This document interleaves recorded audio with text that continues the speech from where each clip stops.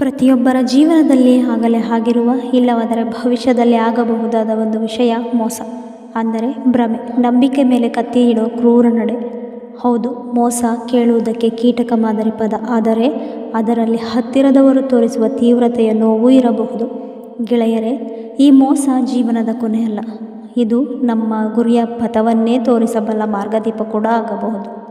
ಮೋಸದ ಮೊದಲ ಬಿಸಿಲು ನಂಬಿಕೆಯ ಚೂರು ಕಳೆದುಕೊಳ್ಳುವುದು.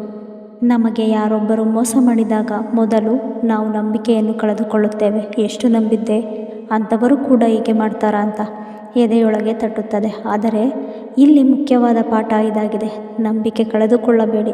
ವ್ಯಕ್ತಿ ತಪ್ಪಿದ್ದಾನೆ, ನಂಬಿಕೆ ಅಲ್ಲ. ನೀವು ಮಾಡಿದ ನಂಬಿಕೆ ಒಂದು ಶಕ್ತಿ. ಅದು ತಪ್ಪು ವ್ಯಕ್ತಿಗೆ ನೀಡಿದರೆ ನೋವು ಕೊಡುಗೆಯಾಗಿ ಬರುತ್ತದೆ. ಆದರೆ ಅದೇ ನಂಬಿಕೆಯನ್ನು ನಿಮ್ಮ ಕನಸುಗಳಿಗೆ, ನಿಮ್ಮ ಪರಿಶ್ರಮಕ್ಕೆ ನೀಡಿದರೆ ಅದೇ ನಂಬಿಕೆ ನಿಮ್ಮನ್ನು ಶ್ರೇಷ್ಠ ವ್ಯಕ್ತಿಯನ್ನಾಗಿ ರೂಪಿಸುತ್ತದೆ. ಮೋಸ ಒಂದು ಆಯುಧ, ಅದನ್ನು ತಿರುಗಿಸಿ ಬಳಸಿ. ನಮ್ಮ ಮುಂದೆ ಕೆಲವು ಜನರು ಮೋಸದ ಮೂಲಕ ಬರಬಹುದು. ಅವರು ನಮ್ಮ ಭಾವನೆ, ಸಮಯ, ಸಂಪತ್ತು ಎಲ್ಲವನ್ನೂ ಹಿಂಡಬಹುದು. ಆದರೆ ನೀವು ಒಮ್ಮೆ ಯೋಚಿಸಿ, ನಿಮ್ಮನ್ನು ಮೋಸ ಮಾಡಿದವರು ನಿಮಗಿಂತ ಶಕ್ತಿಶಾಲಿಯಲ್ಲ.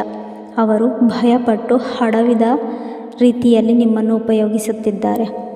ಇದು ನಿಮ್ಮ ದೌರ್ಬಲ್ಯವಲ್ಲ, ಇದು ಅವರ ಅಸಹಾಯಕತೆ. ಹಾಗಾಗಿ ಅವರ ಕೃತ್ಯವನ್ನೇ ನಿಮ್ಮ ಉತ್ಸಾಹಕ್ಕೆ ಇಂಧನವಾಗಿಸಿಕೊಳ್ಳಿ. ಇನ್ನು ಮುಂದೆ ಯಾರಿಂದಲೂ ಮೋಸವನ್ನು ಅನುಭವಿಸಿದರಿಂದಲೇ ನಾನು ಇನ್ನೂ ಶಕ್ತಿಶಾಲಿಯಾಗುತ್ತೇನೆ ಎಂದು ನಿಶ್ಚಯ ಮಾಡಿ. ಮೋಸದ ನೋವು ನಿಮ್ಮಲ್ಲೊಂದು ಹೊಸ ಸೇನೆಯ ಹುಟ್ಟಿಗೆ ಕಾರಣವಾಗಲಿ.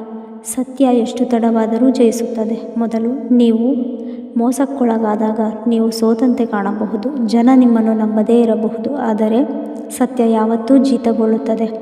ನೀವು ಸರಿಯಾದ ಹಾದಿಯಲ್ಲಿ ಸಾಗುತ್ತಿದ್ದರೆ ಒಂದು ದಿನ ಪ್ರಪಂಚವೇ ನಿಮ್ಮ ಮುಂದೆ ನಿಂತು ಅಪ್ಪುಗೆ ನೀಡುತ್ತದೆ. ಹಾಗಾಗಿ ನಿಮ್ಮ ಸತ್ಯ ಮಾರ್ಗವನ್ನು ಬದಲಾಯಿಸಬೇಡಿ. ಒಬ್ಬನು ಮೋಸ ಮಾಡಿದಂತೆ ಎಲ್ಲರೂ ಮೋಸಗಾರರು ಎಂಬ ಭ್ರಮೆಯಲ್ಲಿ ಬುದ್ಧಿವಂತಿಕೆಗೆ ತಿರುವು ಕೊಡಬೇಡಿ.